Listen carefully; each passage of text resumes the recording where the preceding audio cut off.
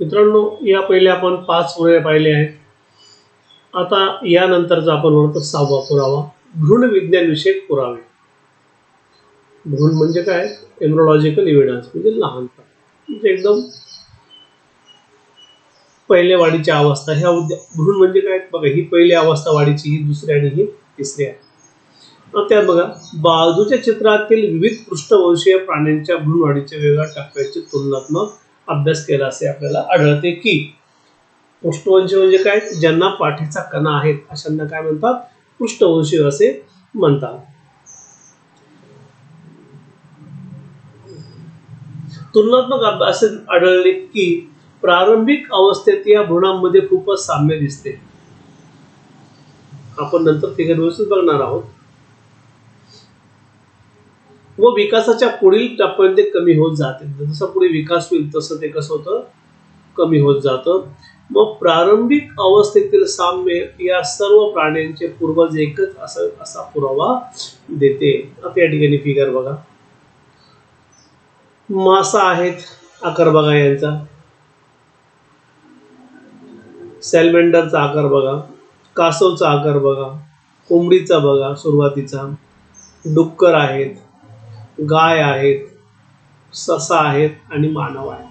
जर तुम्ही सगळ्यांचं जर निरीक्षण केलं टोटल यांचं एवढ्याचं, तर अवस्था कशी वाटते तुम्हाला? ही सारखी वाटते, जवळपास सारखीच आहे. बघा आकार बघा तुम्ही कसा आहे, असा आकार आहे.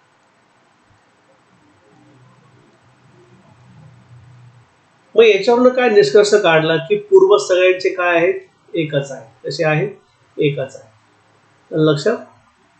मग जसजशी वाढ होत चालते, खाली काय म्हटलं बघा, ही प्रारंभिक अवस्था म्हणजे पहिली स्टेप. इकडे जाईल तुमची प्रारंभिक अवस्था झाली 1 नंबरची. आता दुसऱ्या स्टेप मध्ये बघा काय म्हटले त्यांनी की विकासाच्या पुढील टप्प्याने ते कमी जातात. जसजसा विकास होत जाईल तसं अवस्था कशा होतात? बदलत चालतात. पहिले जर तुम्ही पाहिली ही अवस्था सगळ्यांची कशी होती? सारखीच होती.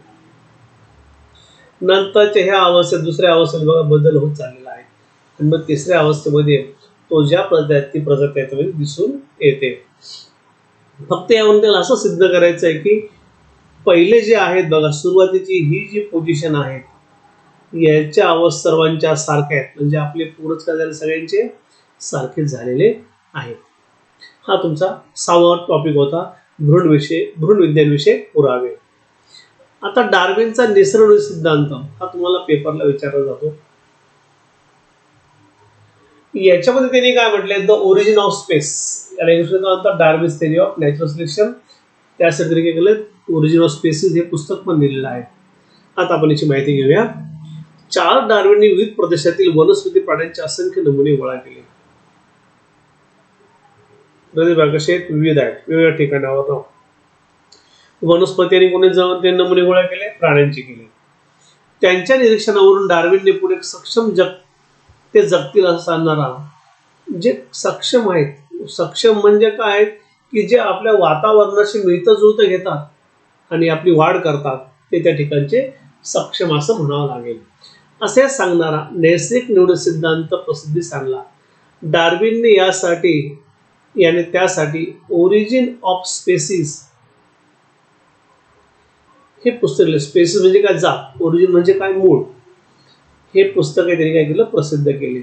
याचे स्पष्टीकरण देताना डार्विन काय म्हणतो बघा, सर्व जीव प्रचंड संख्येने पुनरुत्पादन करतात. कुठला प्रकार जीव घ्या, हा काय करतोय? प्रचंड संख्येने पुनरुत्पादन करतो. हे सर्व जीव एकमेकांशी स्पर्धा करतात जगण्यासाठी. लक्षात ठेवायचं. जे अक्षरशः जीव घेणे असते एकमेकांना, ते जीव पण घेतात. जे अक्षरशः जीव घेणे एकमेकाला राहण्यासाठी.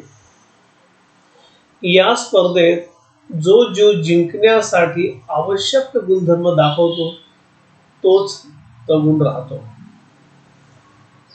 या व्यतिरिक्त नैसर्गिक निवडे महत्वाचे कारण ठरते. निसर्गास सुयोग्य जीवच जगतात, बाकीचे काय? मरतात. जे निसर्गाशी मिळतं जुळतं घेतात ते जीव जगतात. बाकी जीव जर त्याने त्या निसर्गाशी मिळतं जुळतं जर घेतलं नाही तर बाकीचे कसे? मरतात. हे लक्षात ठेवा. आपलं पहिलं पण झालेलं आहे. आणि स्पर्धा आहे, प्रत्येक जीव जगण्यासाठी स्पर्धा करतो. आपण जर पाहिलं उदाहरणार्थ जर घेतला तर उंदीर किंवा ससा आहेत, त्याला कोण खातं? साप खातो. सापाला कोण खातं? गरुड खातं. मग गरुड कोण झाला? अपेक्षा, सर्वोच्च भक्षण झालेलं आहे. पण अशा सुद्धा परिस्थितीमध्ये लक्षात ठेवायचं, अशाच परिस्थितीमध्ये जो जीव तग धरून राहतो तोच या ठिकाणी निसर्गाशी काय मिळतो, अन्यथा बाकीचे कसे येतात? मरतात. मग जगलेले जीव पुनरुत्पादन करतात. जे जीव जगतात ते नवीन जीव काय करतात? तयार करतात. पुनरुत्पादन म्हणजे आपली पिढी ते पुढे वाढवतात व आपल्या वेगळ्या वैशिष्ट्य संकट नवीन प्रजाती तयार करतात व आपल्या वेगळ्या वैशिष्ट्य संकट नवीन प्रजात तयार करतात. मग या संकटातून कसं आपल्याला स्थिर करता येईल अशी जात हे तयार निर्माण होते. त्यामध्ये बघा काय म्हटले की डार्विनचा नैसर्गिक निवडीचा सिद्धांत, थेअरी ऑफ नॅचरल सिलेक्शन, बऱ्याच काळापर्यंत सर्वमान्य राहिला, सगळ्यांना मान्य होता. नंतर त्यात काही बाबींबद्दल आक्षेप घेतले गेले. ते असे काही बाबी होत्या की त्याला आक्षेप घेतले गेले. त्यातील महत्वाचे म्हणजे काय, आता आपण एक एक 3 बाबी आहेत, त्या एक एक बाब आपण काय करूया, व्यवस्थित माहिती घेऊया त्याची. पण नैसर्गिक निवड हा एकमेव गोष्ट उत्क्रांतीला कारणीभूत नाही. आपण जर सुरुवातीला पाहिलं, सुरुवातीला होतं पाणी होतं, समुद्रामध्ये काय झालं? साधे संयोग झाले, साधे संयोग जटिल संयोग झाले, जटिल संयोगानंतर काय झाल्या? पेशी झाल्या, पेशीनंतर एक पेशी, मग बहुपेशी, असे आपले काय झाले? सृष्टीची निर्मिती झालेली. मग ज्यावेळेस निर्मिती झाली सृष्टीची, त्यावेळेस असं काय म्हटलं की नवीन जो प्राणी येईल सुरुवातीला संयोग ते वातावरणाशी तग धरून राहतील? नाही. मग निवड काय म्हणते त्याची नैसर्गिक, की जो जीव वातावरणात गुणधर्म दाखवतो जिंकण्यासाठी किंवा जगण्यासाठी तोच तग धरून राहतो, बाकी मरतात. पण मग उत्क्रांतीवाद याच्यावर ठरली का? नाही. उत्क्रांतीवाद नैसर्गिक निवडीवर कारणीभूत नाही. पुढे बघा या ठिकाणी उपयोगी निरुपयोगी बदलांचे स्पष्टीकरण डार्विन दिले नाही. आता डार्विन काय म्हणतोय की जे वातावरणाशी जग मृत्यूयुद्ध घेतात ते उपयोगी, बाकी निरुपयोगी. पण उपयोगी आणि निरुपयोगी या बदलांचे स्पष्टीकरण तो देऊ शकला. नक्की कुठले उपयोगी आहेत, कुठले निरुपयोगी आहेत, याचं मात्र त्यांनी स्पष्टीकरण तो देऊ शकला नाही. हे मुद्दे पण तुम्हाला त्या टॉपिकमध्ये लिहावा लागतात, लक्षात ठेवायचं. तिसरा बघा, सावकाश होणारे बदल व एकदम होणारे बदल यांचा उल्लेख केलेला नाही. कोणते बदल सावकाश होणारे, कोणते बदल एकदम होणारे, याचा मात्र त्यांनी त्या ठिकाणी उल्लेख केला नाही. हे लक्षात ठेवायचंय. बदल हा सावकाश होतो, पण सावकाश होणाऱ्या बदलाला वेळ लागणार किती आहे? टाइम, वेळ नक्की समजून घ्या. हे दोन आहेत वस्तू, याच्या बदलाला एवढा वेळ लागतो आणि दुसरी वस्तू आहे त्याच्या बदलाला फक्त एवढाच वेळ लागतो. मग नक्की त्यांच्या बदलाचा उल्लेख तो करू शकला नाही. हे लक्षात ठेवायचं. असे असले तरी डार्विनच्या उत्क्रांत केलेले कार्य हे मैलाचा दगड ठरले आहेत. म्हणजे कसे त्यांनी केलेले कार्य कसे आहेत? उपयोगी आहेत. चार डार्विनबद्दल माहिती आहे. आता लॅमर्कवाद, लॅमर्किझम. उत्क्रांती होत असताना, लॅमर्क मार्क सुद्धा विचारला जातो पेपरला. बघा यात कळले, उत्क्रांती होत असताना सजीवांच्या रचनेत बदल होतात. हे सर्व मान्य आहे. सजीव तुम्ही कुठलाही घ्या, त्याच्यामध्ये काय होत जाणार आहे? बदल होतात. मग या बदलांमागे त्या जीवाने केलेले प्रयत्न वा केलेला आळस कारणीभूत असतो. या बदलांमध्ये त्या जीवाने केलेला प्रयत्न वा केलेला आळस कसा असतो? हा त्याला कारणीभूत असतो. मग का तो असा बदल करतो? कारण त्याला इंद्रियाचा वापर, बघा असे जॉन पेकर, बॅप्टिस्ट लॅमर्क यांनी मांडलाय. याला त्यांनी इंद्रियांचा वापर व न वापराचा सिद्धांत असं म्हटलेलं आहे. Use or disuse of organs. मग सजीवांच्या रचनेमध्ये बदल होतात. मग या बदलात त्या जीवाने केलेले प्रयत्न हा आळस काय होतो? कारणीभूत असतो. बदल होतो म्हणजेच काय होतं की आपला हा काय म्हणतोय चार्ल्स डार्विन की निसर्गाचं तुम्हाला मिळतं जुळतं घ्यावं लागतं. मग निसर्गाचं मिळतं जुळतं घ्यायचं आहे, त्यावेळेस तुम्हाला काय होतं? शरीरामध्ये बदल हा करावा. मग त्यापुढे जाऊन त्याने असे म्हटले की पिढ्यानपिढ्या जिराफ आपली मान ताणत झाडांचे पाने खात त्याचे मान असल्यामुळे काय झालं, त्यांनी लांब मानेचे झाले. मग जिराफ बघा, आता पिढ्यानपिढ्या झाडाची उंच पानं खाण्यासाठी काय करतो, मान लांब करतो. मग त्याच्या जी लांब होण्याची प्रोसेस आहे मानेची, ती एकदम झाली का, नाही झाली. हिला काय लागलं, पिढ्यानपिढ्या लागली. हळूहळू त्याच्या मानेमध्ये काय होत गेला, बदल होत गेला आणि तो झाडावरचे उंच पाने खाऊ लागला. तसेच लोहाराचे खांदे घनाचे गाव घालून झाले, बळकट झाले. लोहार माहिती तुम्हाला, लोखंड काम करतात, रस्त्याकडेला बसले असतात, लोखंड गरम करतात आणि त्याच्यावर ते घनाचे म्हणजे त्या घन जो असतो हातोडीसारखा तो घन मोठा असतो, त्याचे घाव घालतात. त्याने घाव घालून त्याचे खांदे कसे होतात, बळकट होतात. हे बघा, बदल म्हटल्या जीवाने केलेला प्रयत्न वा केलेला आळस हा त्याला कारणीभूत आहे. पुढे बघा, शहामृग, इमू इत्यादी पक्ष्यांचे पंख न वापरले ते कमकुवत झाले. आता यांनी काय केलं, प्रयत्न केले. जिराफ आणि माणसाने कसले प्रयत्न केले, की जिराफाला वरचे पानं काय झाडावरचे म्हणून तो प्रयत्न करत गेला, म्हणून त्याची मान काय झाली, लांब झाली. याला काय म्हणतात, प्रयत्न बघा या ठिकाणी. तसेच लोहाराचे खांदे घनाचे गावावरून बळकट झाले. काय केलं त्यांनी, परत प्रयत्नच केला. आता या ठिकाणी बघा, शहामृग, इमू इत्यादी पक्ष्यांचे पंख नपले काय झाले, कमकुवत झाले. मग यांनी काय केलं, या ठिकाणी आळस केला. उडता येत नाही बघा शहामृगाला किंवा इमूला, त्यांनी आळस केला, पंखाचा वापर नाही केला, त्यामुळे त्यांचे काय झाले, पंख कमकुवत झाले. पुढे बघा, हंस बदकाचे पाय पाण्यात राहून पोहण्यायोग्य झाले अथवा सापाने बिळ्यात जाण्यायोग्य शरीररचना करताना आपले पाय गमावले. असं म्हणजे पहिले होते थोडेफार, पण त्याचे काय केलं, सापाने बिळ्यात जाण्यासाठी त्यांनी पाय गेले गमवले, तशी त्याला शरीररचना करून घ्यावी लागली बिळ्यात घुसताना. तसंच हंस आणि बदकांनी पाण्यात राहून पोहण्यासाठी योग्य झाले. त्यांचे पायाचे जर पाहिलं तुम्ही, हंस किंवा बदकाचे पायाला कसा असतो, पडदा असतो. मग ही सर्व उदाहरणे काय, त्यांनी मिळवलेली वैशिष्ट्ये आहेत. ही वैशिष्ट्ये कशामुळे मिळाली, काहींनी प्रयत्न केला किंवा काहींनी आळस केला. मग अशा स्वरूपाची ती एकूण पिढीकडून दुसऱ्या पिढीकडे संक्रमित होता. म्हणजे मी तुम्हाला सांगितलं की मात्या पित्याचे गुण हे पुढे पुढे संक्रमित, त्याच्या पुढच्या पिढीत ते संक्रमित, त्याच्या पुढच्या पिढीत संक्रमित, असे जे गुण आहेत हे पिढ्यानपिढ्या पुढे संक्रमित होत राहतात. हाच तो मिळवलेल्या बदलांचा संक्रमणाचा सिद्धांत आहे. बघा, मिळवलेल्या बदलाच्या संक्रमणाचा सिद्धांत. एखादी गोष्ट ह्या पिढीतून त्यांनी बदल केला, ह्या पिढीमध्ये उतरली. याने अजून प्रयत्न केला, ह्या पिढीमध्ये आली. याने अजून हा प्रयत्न केला, ह्या पिढीमध्ये आली. मग त्यांनी काय म्हटले, की मिळवलेल्या बदलांचा संक्रमणाचा सिद्धांत किंवा त्यालाच काय म्हणतात, लॅमार्कवाद असं म्हणतात. विशिष्ट स्वरूपातील प्रयत्नामुळे शरीराचा विकास अथवा प्रयत्न न केल्याने होणारा ऱ्हास मान्य झाला. विशिष्ट स्वरूपातील प्रयत्नामुळे जिराफ आणि लोहाराचा अथवा प्रयत्न न केलेले इमू आणि शहामृग ऱ्हास काय झाला, मान्य झाला. पण त्याचे पिढी दर पिढी संक्रमण अमान्य झाले. कारण बघा काय, पिढी दर पिढी संक्रमण अमान्य होण्याचे कारण, स्वतःमध्ये घडून आणलेले बदल नव्या पिढीकडे दिले जात नाही, हे अनेक वेळा पडताळून पाहण्यात आले व लॅमरचे म्हणणे काय झाले, चुकीचे असल्याचे दिसून आले. यामध्ये बघा, इथं काय म्हटलं होतं आपण, या ठिकाणी बदल केला म्हणजे ह्या पिढीतून ह्या पिढीत गेला, ह्या पिढीतून ह्या पिढी, अशा पिढ्यानपिढ्या चालला होतो पुढे.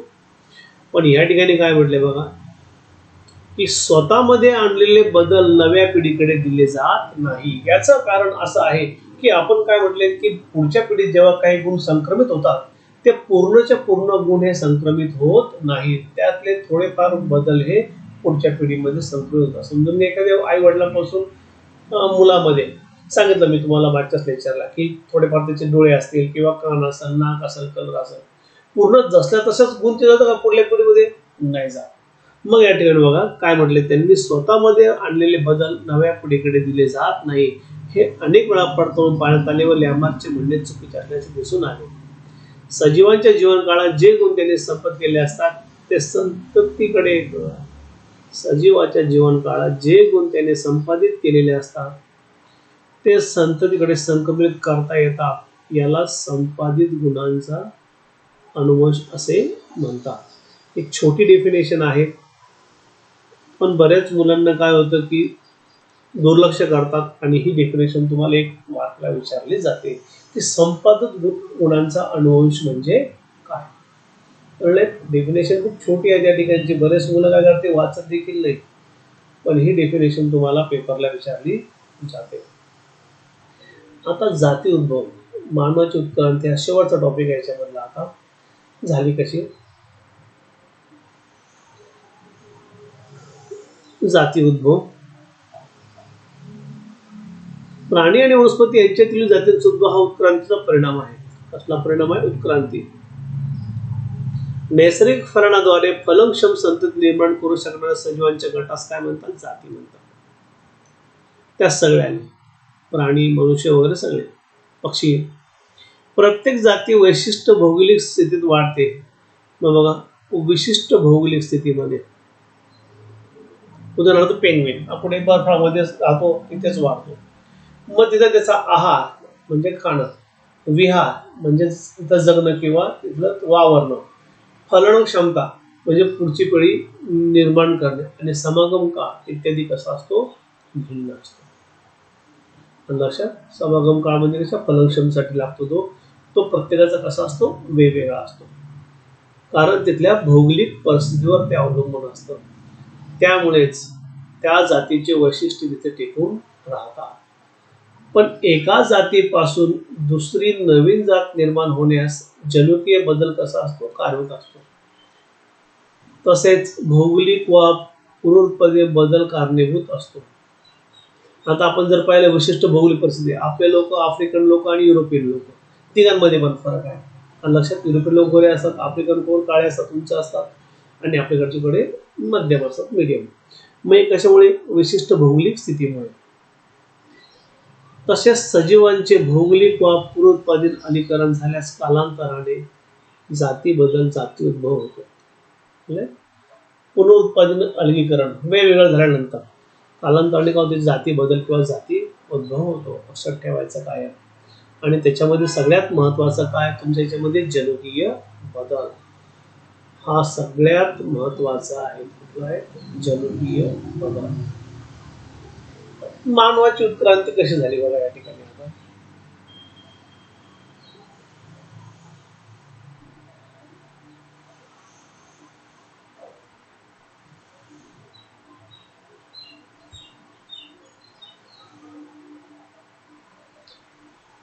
लेम्यू सारखे प्राणी किती आहेत? 2, 3, 4, 5 कोटी वर्षापूर्वी. नंतर हे आले, नंतर हे वाढत चालले.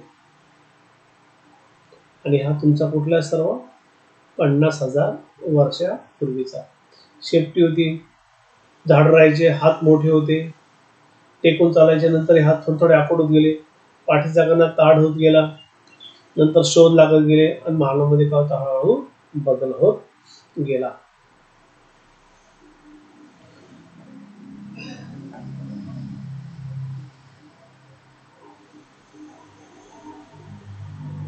उत्क्रांतीमुळे अत्यंत साधे पेशीय सजीवांपासून आज ज्ञात म्हणजे माहीत असलेल्या जे विविध जडणघडण झालेल्या दिसते, यामध्ये मानववंश सुरुवात थोडक्यात पुढे देते. चित्र पहिलं सुमारे 7 कोटी वर्षापूर्वी. इथून बघा 7 कोटी, 4 कोटी, 2.5 कोटी वाढत चालली. पहिले आपण 7 कोटी उदाहरण घेऊया. हे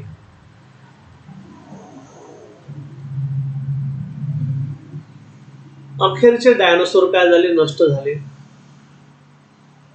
तेव्हा माकडासारखे प्राणी त्यांच्यावर प्राचीन असे थोडेफार आजच्या आधुनिक लेमूर प्रमाणे दिसणाऱ्या प्राण्यांपासून विकसित झाले असावे. हे लेमूर सारखे प्राणी तिथून काय झाले? माकड तयार झाले. त्याच्यानंतर बघा 4 कोटी वर्षापूर्वी आफ्रिकेतील माकडासारख्या प्राण्यांचे शक्य नाहीसे झाले. आता आफ्रिकेची माकडाची पांजी त्या टाईप बघा, हे 4 कोटी वर्षापूर्वी शेपट्या काय झाली? शेपूट काय झाली? नाहीशी झाली.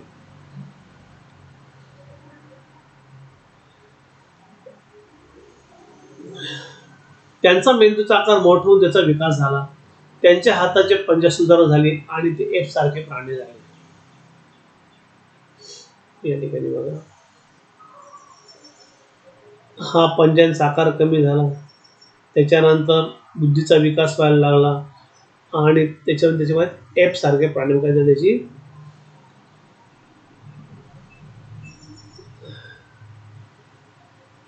प्राणी झाले. कालांतराने सुरत एप सारखे प्राणी दक्षिण व आग्नेय आशियामध्ये पोहोचले आणि अखेर गिबन आणि ओरान ओटांमध्ये काय झाले, त्याचे रूपांतर झाले मानवाचे. उरलेले एप सारखे प्राणी आफ्रिकेतच राहिले जे दिसायचे तसे, आणि सुमारे 2,50,00,000 वर्षापूर्वी चिपांजी गुरेढा उदयास आले. या ठिकाणी बघा,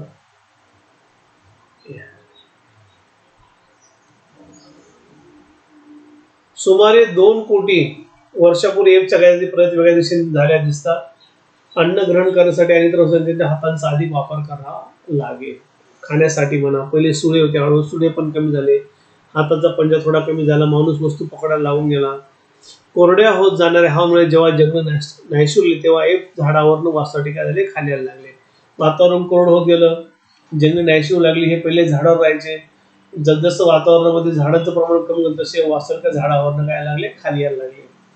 त्यांच्या कमरेचा हाडाचा काय विकास अशा तऱ्हे झाला की ते गवताळ प्रदेशात ताट उभे राहावं लागले. अशा प्रकारे ताट मध्ये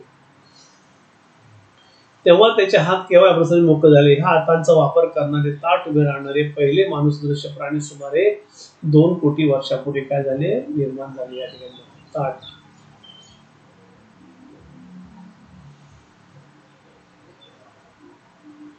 मानव सदृश्य प्राणी आपल्या सर्वात पहिले नोंदत आफ्रिकेतील काय तुमचे रामपिथिकस एपची. रामापिथिकस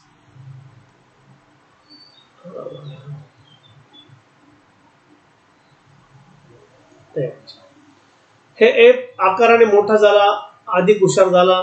सुमारे 40 लाख वर्षापूर्वी दक्षिणमधील एपचा विकास झाला. 40 लाख वर्षापूर्वी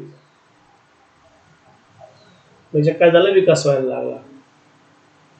सुमारे 20 लाख वर्षापूर्वी, 20 लाख मध्ये बघा कसे बदलून गेले बघा. हा 40, नंतर हा 40 लाख, हा 20 लाख वर्षापूर्वीचा माणूस. या मानव सदृश्य प्राण्याची रचना या प्रदेश सदस्य असणे इतपत आपल्या जवळची असल्यासारखे दिसू लागतात. अशा तऱ्हेने कुशल मानव तयार झाला व सुमारे 15 लाख वर्षापूर्वी ताड चालणाऱ्या मानवाचा विकास झाला. त्याचा आशिया खंडात चीन आणि इंडोनेशियापर्यंत वावर असेल. 15 लाख नंतर ताड चालणारा माणूस, याचा वावर कुठे आहे की चीन आणि इंडोनेशिया. जवळजवळ 1 लाख वर्षापर्यंत ताट चालणाऱ्या माणसांचा मेंदू मोठ्या दिशेने त्याची प्रगती होतच राहिली. या ठिकाणी बघा, या दरम्यान याची काय दिली, मेंदूची प्रगती होत गेली. मेंदूची प्रगती असं होतं, पहिले छोटा हळू मेंदूचा विकास होत गेला या टप्प्यामध्ये, आणि काय झाली, मेंदूची प्रगती होत गेली. सुमारे 50,000 वर्षापूर्वी मानव पुरेसा विकसित झाला होता व बुद्धिमान मानव होमोसेपियन या वर्गाचा सदस्य मानण्यायोग्य झाला. निओथेंडरथॉल मानव हे बुद्धिमान मानव या वर्गातले पहिले उदाहरण मानता येईल.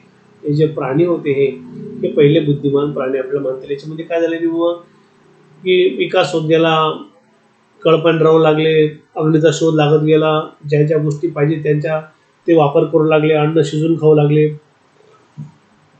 सुमारे 50 वर्षापूर्वी प्रो मॅग्नम मानव अस्तित्वात आला व त्यानंतर मात्र प्रगती पूर्वीपेक्षा खूप झपाट्याने होत राहिली. प्रो मानव 50,000 वर्षापूर्वी. मग एकदम बदल झाला का? नाही. बदल हा कसा होतो, काय टप्प्याटप्प्याने होतो. सुमारे 10,000 वर्षापूर्वी बुद्धिमान मानव शेती करू लागला, जनावरांचे कळ बागू लागला, त्याने वसाहती बसवल्या, मग संस्कृती आली, त्याच्यानंतर विकास झाला. सगळ्यात महत्वाचं संस्कृती आली म्हणजे संस्कृतीचा विकास झाला. सुमारे 5,000 वर्षापूर्वी लिहिण्याच्या कलेचा शोध लागला आणि इतिहासाची सुरुवात झाली. इतिहास म्हणजेच काय, बखर म्हणजे काय, लिहून ठेवले त्यावेळेच्या घटना. सुमारे 400 वर्षापूर्वी आजच्या आधुनिक शास्त्रज्ञांचा उदय झाला आणि 200 वर्षापूर्वी औद्योगिकरणाची सुरुवात झाली. ही कुठे झाली, इंग्लंडमध्ये झालेली आहे.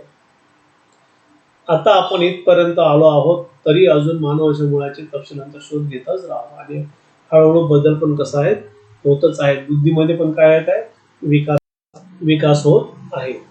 कळले?